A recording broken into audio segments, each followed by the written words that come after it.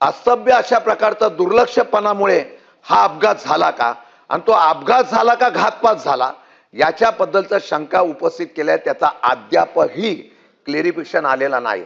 अजूनही त्याचा खुलासा कोणी केलेला नाही आणि हा खुलासा होत नसल्यामुळे महाराष्ट्रामध्ये एक संशयाचा आणि संभ्रमाचं वातावरण आहे. हा राज्य शांत राहावं म्हणून आदरणीय पवार साहेबांनी त्या असलेल्या घटनेच्या दिवशीच हा अपघात झाला अशा प्रकारचं जाहीर केलं. कारण त्यावेळची परिस्थिती ही वेगळी होती, शोकाकुल होती, भावनात्मक होती, लोकांमध्ये उद्रेक होता. लाखो लोक महाराष्ट्राच्या कानाकोपऱ्यातून आलो.